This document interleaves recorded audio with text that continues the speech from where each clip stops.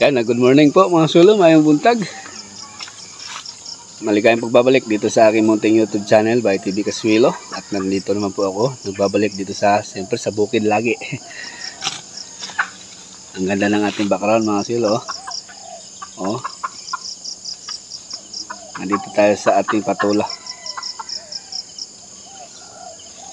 Oh.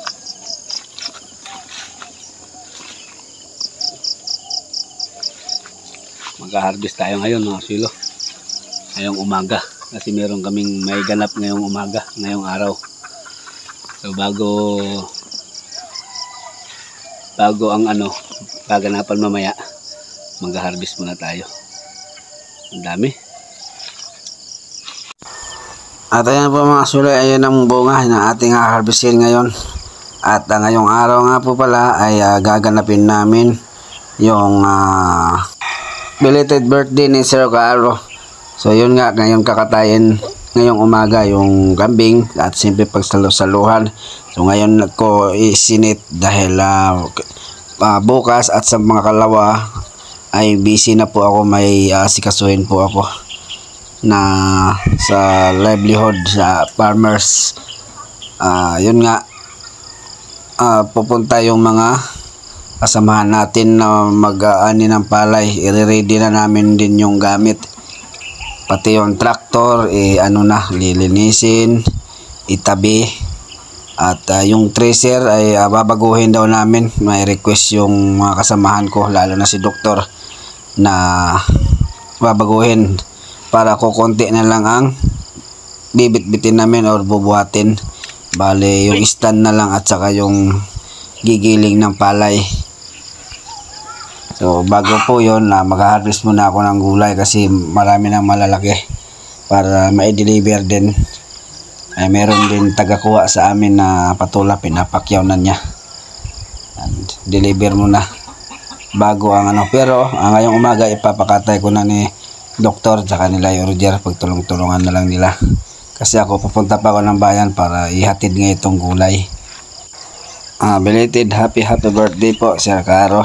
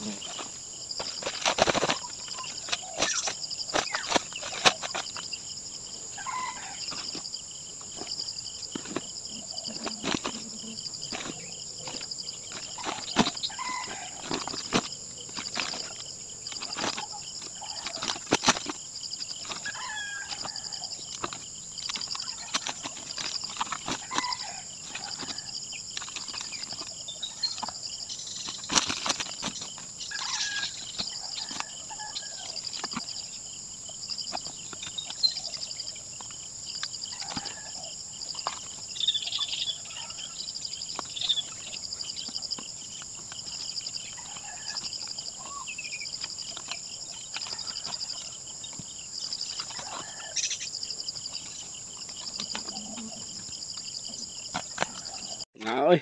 Pagwang? Tuba kay pares to sakon. Di ba kam kaog kanding ra ba mo? Gina mo sa imong saging. Lami ito kasi na. Tuba pala man mo dito kuha mo na ho. Pabukod sundang.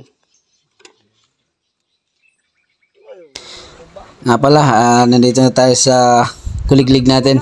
Tinanggal ni doktor yung gulong para linisan at kaskasan ng langis. At si Kanato ang taga-kaskas. Tas ito naman po ang babaguhin. Yung blower niya sa ilalim i-adjust. So andito na si Mrs. May dala siyang pagkain, kanin at nagsasaing na pala sila ni Kanato ng saging pang partner daw sa kambing. So, dito na sila. Ayan, natapos na pala nilang anuhin.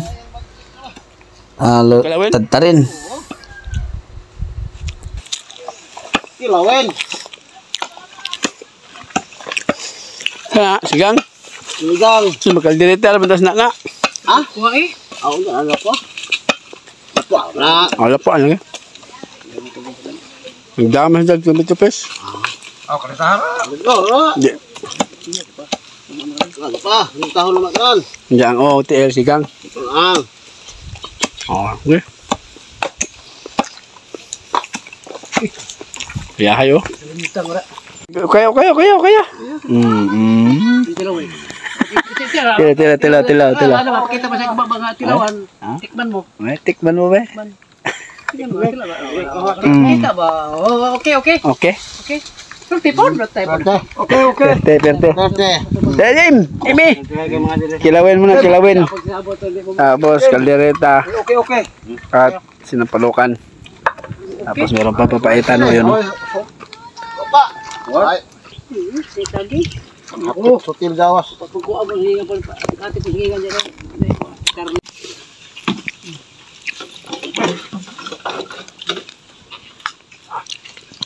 Uy, sabahan ka dumagsik. Ayan, gano'n ko yung buhaton. Yung ikatingon. Ganyan. Ben. Oh. Tatanggalin pala ito. Request ni doktor.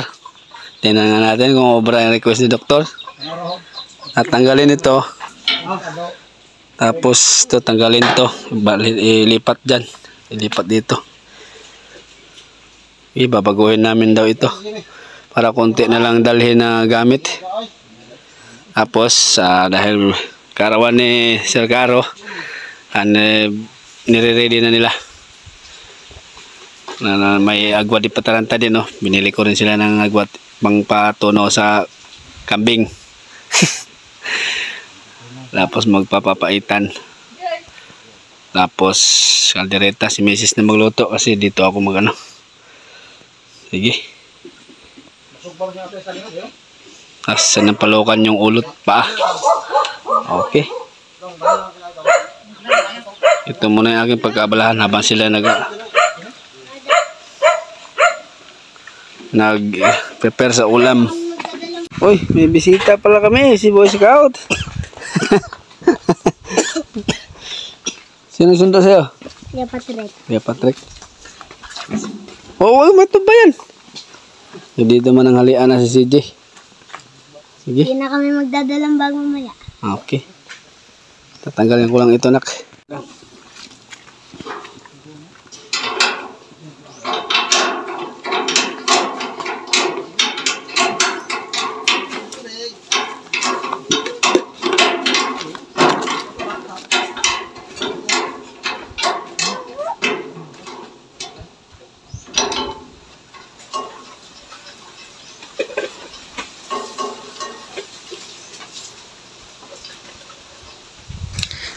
Yan, hindi pa pala kumpleto yung tropa dyan. Kaya paparating pa yung iba. So habang naghihintay sila, nagluluto o nagpakulo doon sa karne, nagtagay-tagay sila doon. So, pulutan nila yung yung kilawin. Kinilawin nila yung balat. At nilinis din nila ni doktor yung laman loob para gagawin pa ipaitan. So dito yung aking gagawin ngayon dahil dito yung pinagawa nila sa atin. I-adjust yung blower para hindi na madala yung imbudo tsaka yung kalaykay. Bali dalawa na lang ang bibit-bitin namin kung sakaling ubra itong plano nila. Tanggalin ko itong lagayan ng fan belt at saka yung blower i-adjust nga.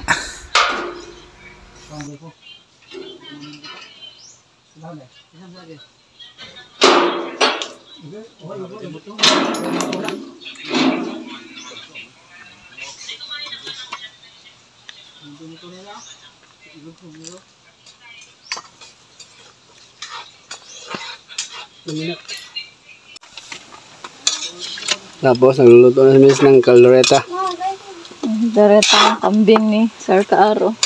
Birthday na naman niya uli.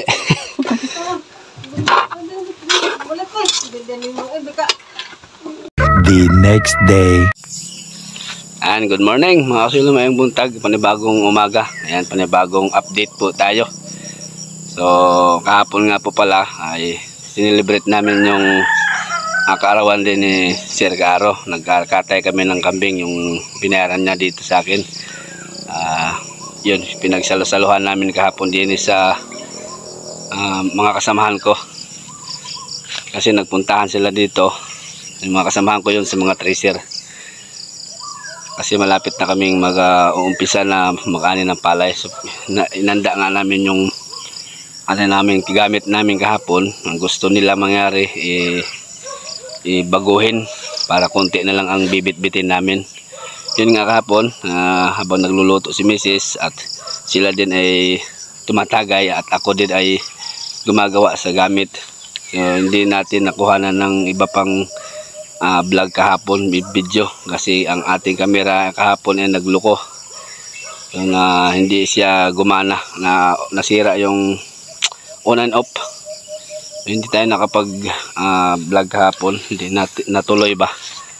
So yun nga, natapos ko ng i-ano yung kapong gamit namin.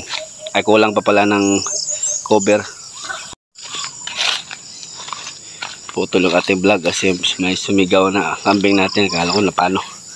Nanay niya pala yung hinahanap. So update po tayo mga silo. Doon nga sa kahapon hindi natuloy yung ating vlog. Habang kumakain kami kahapon, yun nagloko yung ating yung camera. Ayun nga, yung kambing, nabawasan ako ng 2 kambing dahil dun sa binili ni Sir Jonas at kay Sir Kaaro. Nakatay na, pero may good news naman pong kahapon. Hindi natin nakuhanan ng video nga. Kasi walang pang video. Nagloko yung ating camera. May kalumaan na kasi yung camera. Buti nga ngayon na gumana na. Pinatingnan ko kapon sa technician. So ito, may dagdag na 2 ulit. Nabawasan ng 2, may dagdag din na 2. Ayan siya. 2 yung kanyang anak. Yan yung nanganak ng triplets. Tapos ayan siya. 2 ang anak niya ngayon. Mahina pa So nilabas ko sila mga swilo at tinali ko na lang ay para makakain siya. Kasi doon hindi siya makakain doon dahil marami. Doon sa kulungan nila, nilagyan ko silang sakate. Lugi isa sa bugbugan nilabas ko na lang.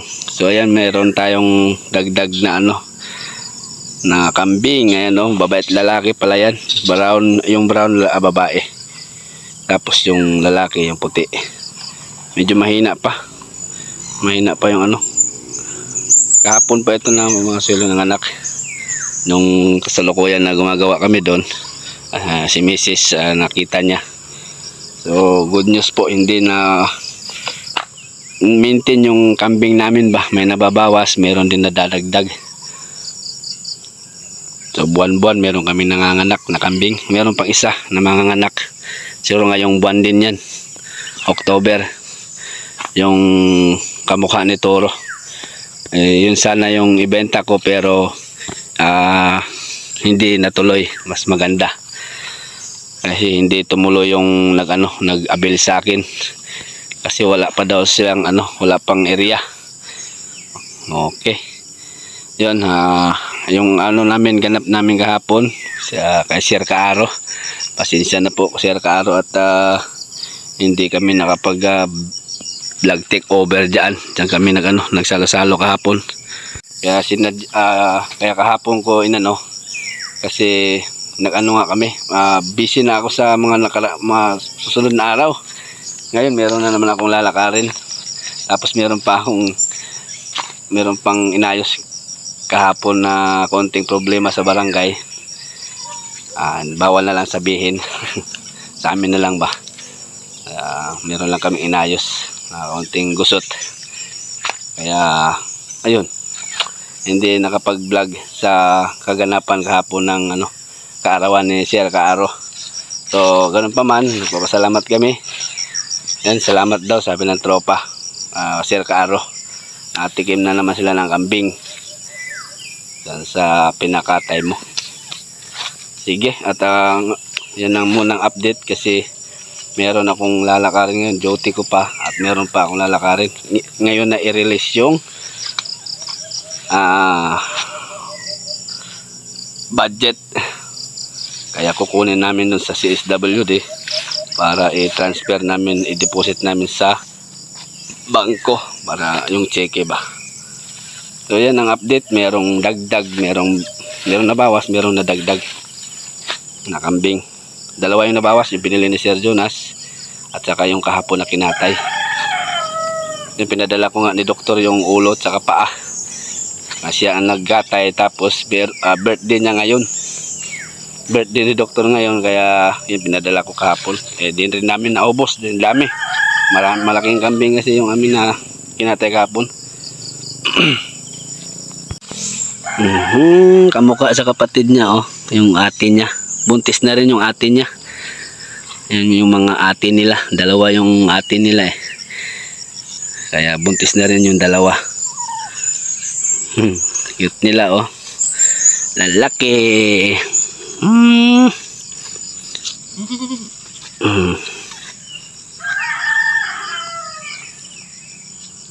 Welcome to the world.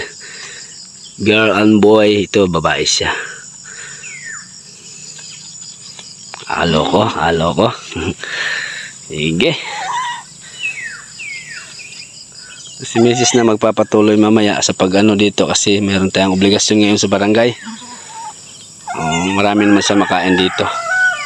At safety naman po dahil wala nang aso yung nangangatay o nangangain ng kambing. Wala na. Dito ko sila nilagay sa malapit kay Lai Roger para matanaw-tanaw din yung Roger. Sige, kaya maalis pa ako ngayon mga kasulo. Ngayong umaga may aasiksuhin. Halo ko. Wag, mahina pa. Talaga.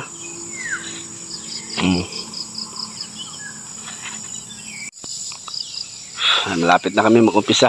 Mag-ani ng palay mga kasulo. Siguro yung uunahin namin yung kay Dolpo, yung membro namin.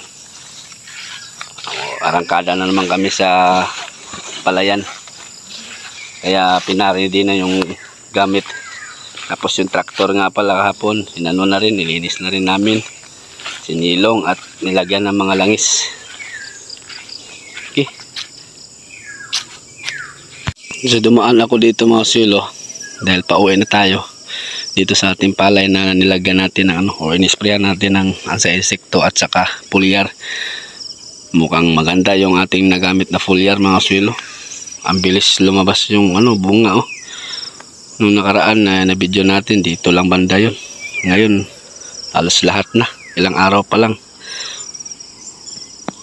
Ilang araw ba nakalipas na nag-spray tayo. Ayan thank you Lord. So sana hindi muna hanginin ito kasi mayroon pang hindi pa sila kumpleto. May mga puti-puti pa. Ayan. Ang ganda. May bunga na mga kasulo. Ayan, thank you Lord.